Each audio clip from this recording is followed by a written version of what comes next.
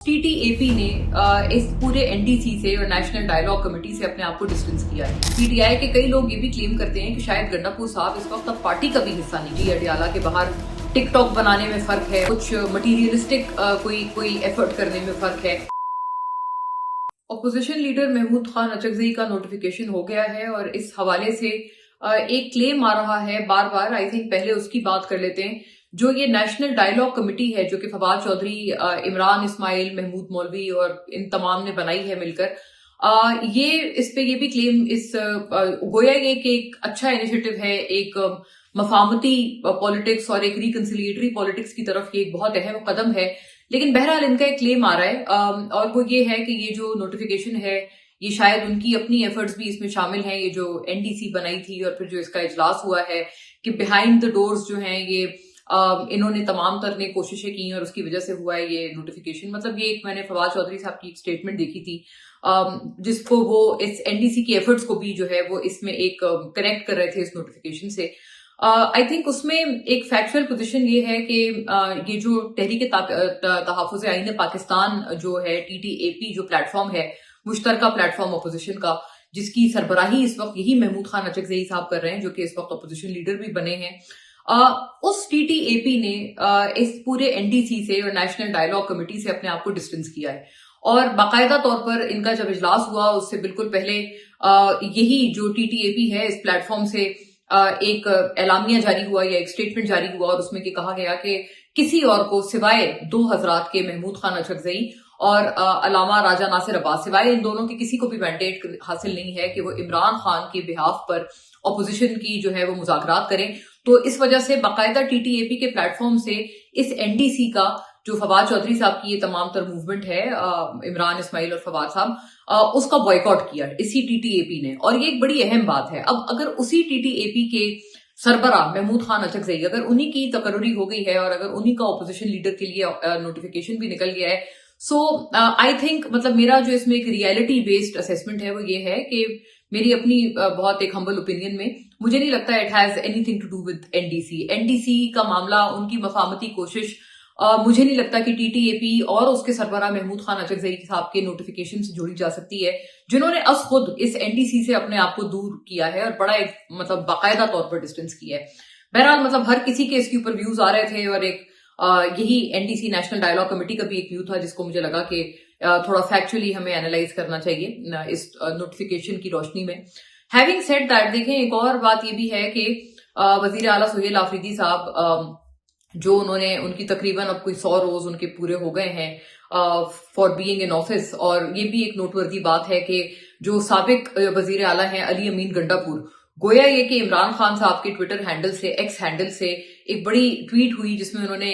गंडापुर साहब की जो सर्विसेज थी उनको बड़ा सराहा। लेकिन गंडापुर साहब जो हैं वो बहरहाल एक बहुत डिस्टेंस होते हुए पाकिस्तान तहरीक इंसाफ से नजर आते हैं। बल्कि पीटीआई के कई लोग ये भी क्लेम करते हैं कि शायद गंडापुर साहब इस वक्त अब पार्टी का भी हिस्सा नहीं है। अब ये एक बड़ी अहम बात है और बहुत अहम इंकिशाफ है कि इतनी कुर्बत के बाद, चीफ मिनिस्टर रहने के बाद और मतलब इतना एक करीबी ताल्लुक होने के बाद, 26 नवंबर 24 नवंबर को एक पूरा एक एहतजाज निकालने के बाद, इतने करीब गुर्बत के बाद इतनी दूरी क्यों हो गई गंडापुर साहब की पूरी पीटीआई से, ना वो कहीं नजर आते हैं। और जो हालिया जो स्टेटमेंट्स भी हैं गंडापुर साहब की, वो बहुत कोई फोर्थ कमिंग नजर नहीं आती हैं। आपने देखा होगा एक सहाफी ने उनसे सवाल पूछा था कि मतलब आप पार्टी में आपका कोई ओहदा है या नहीं है। उन्होंने कहा मेरा कोई ओहदा नहीं है, ना मुझे कोई ओहदा चाहिए, मैं बिल्कुल एक कारकुन की तरह, सिर्फ वर्कर की तरह काम करना चाहता हूं, मुझे कोई ओहदा पार्टी में नहीं चाहिए, कोई लीडरशिप नहीं चाहिए। ये बड़ी एक अहम बात है कि उन्होंने अपने आप को बिल्कुल एक अलग थलग कर लिया है पाकिस्तान तहरीक इंसाफ के मामलात से।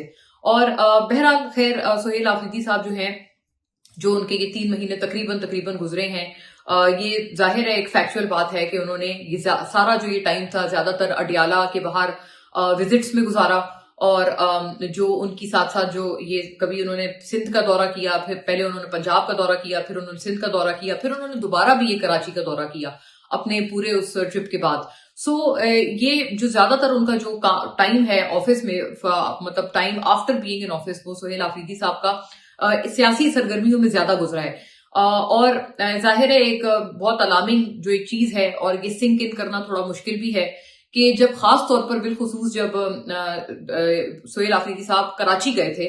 उस कराची उनके उनके ट्रिप के ही दौरान 3 दहशतगर्द डेडली अटैक्स, 3 दहशतगर्दी के डेडली अटैक्स खैबर पख्तूनख्वा में हुए थे। एक शुमाली वजीरिस्तान में हुआ जिसमें JUIFA के भी एक रहनुमा शहीद हुए अलॉन्ग विद अदर्स, एक लकी मरवत में हुआ, एक टांक में हुआ, और एक इनमें से जो एक धमाका जो एक था उसमें तो कोई 6-7 जो है वो पुलिस वाले भी थे, एहलकार थे जो शहीद हुए, एक SHO भी अपनी जान की बाजी हार गए। तो मतलब एक ये बड़ी एक अहम चीज है कि वाइल जो चीफ मिनिस्टर के जो प्रोविंस का चीफ एग्जीक्यूटिव है, जब वो एक अवे है और वो अपने जो एडमिनिस्ट्रेड अपने अंडर एडमिनिस्ट्रेड सूबे में नहीं है, उसकी एब्सेंशिया में, ये बात भी बहरहाल एक सिंक इन करने वाली बात है कि सुहेल आफरीदी साहब की एब्सेंशिया में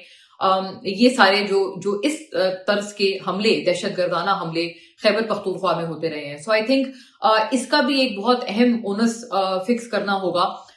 कि अगर चीफ मिनिस्टर भी जो है वो सियासी सरगर्मियां कर रहा है, बहरहाल उनके जो लीडर हैं वो पाबंद सलासल हैं, इमरान खान साहब इनकारसरेटेड है, बिल्कुल ये उनकी पार्टी के लिए एक बहुत बड़ा लम्हा फिक्रिया है, बल्कि ये इमरान खान साहब उनकी फैमिली के लिए भी ये बड़ी परेशानी की बात है कि इतने साल की कोशिशों के बाद क्या रीजन है कि इमरान खान साहब की जो रिलीज है वो मुमकिन नहीं हो पा रही है। और और खास तौर पर अब जब अली मोहम्मद साहब जैसे लोग भी सामने आकर ये कह रहे हैं कि जी अडियाला के बाहर टिकटॉक बनाने में फर्क है और अमली तौर पर कुछ मटीरियलिस्टिक कोई एफर्ट करने में फर्क है कि जिसका कोई मटीरियलिस्टिक असर हो, कि कोई ऐसा एफर्ट हो, तो उसमें और टिकटॉक में फर्क है। तो मतलब वो ऐसे तजवीज देते हुए अली मोहम्मद खान साहब नजर आए कि जैसे जो अडियाला के बाहर जो तमाम तर जो गहमा गहमी है या जो जितना भी शो ऑफ स्ट्रेंथ है वो सिर्फ टिकटॉक की खातिर है। जाहिर है मैं ये भी रूल आउट नहीं कर सकती कि अली मोहम्मद खान साहब ने, क्योंकि अडियाला के बाहर अभी जो रिसेंटली जो जितने सिट-इन्स हुए हैं,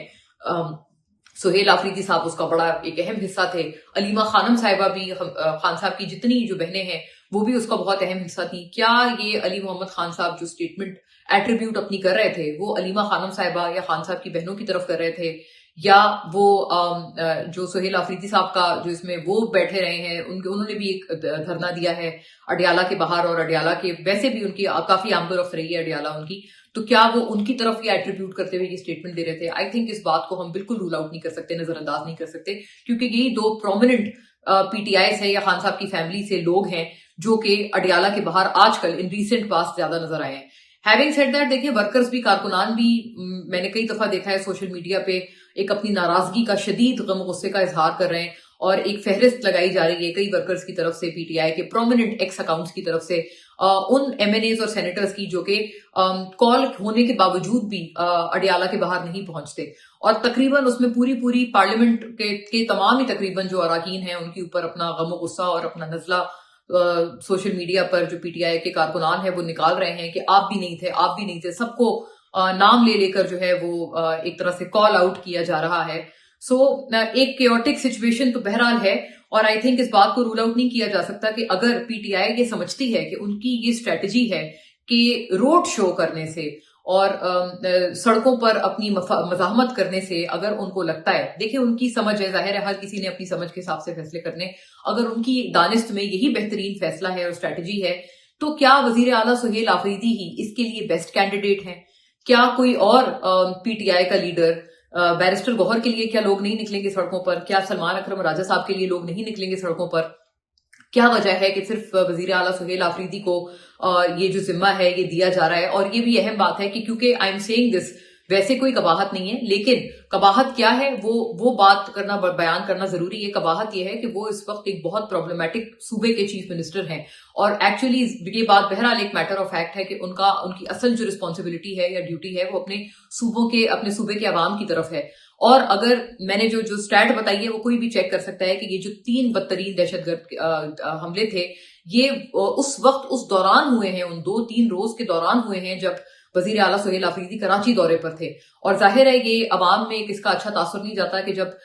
3 बदतरीन हमले, दहशतगर्दी के हमले जो हैं वो उस सूबे में हो रहे हों और उसका चीफ मिनिस्टर जो है वो सियासी सरगर्मियों में मशगूल हो, तो जाहिर है ये अवाम के लिए कोई प्रॉमिसिंग, कोई एनकरेजिंग कोई साइन नहीं है। तो क्या ये सवाल फिर उठाना जरूरी है कि क्या सुहेल आफरीदी साहब वाहिद कैंडिडेट हैं जो कि मजाहमती सियासत, according to PTI's own ideology, जो वो चाहते हैं कि मजामती सियासत से ही हम चाहते हैं हम रास्ता निकालें, तो क्या सुहेल आफरीदी ही इसके अलावा इसके कैंडिडेट हैं? क्या इसके अलावा कोई भी पार्टी में वो नहीं समझते कि रोड पे, सड़कों पे आवाम को निकाल सकता है या मोबिलाइज कर सकता है? ये आई थिंक एक बड़ा जरूरी सवाल है, because when you pitch in Suhail Afridi साहब फॉर दिस पर्पज, तो of course the security and the matters of administration in Khyber Pakhtunkhwa they get compromised. और ये एक मतलब फैक्चुअल बात है जो जिसके ऊपर जो डेटा है और इंसिडेंट्स हैं, they are speaking for themselves.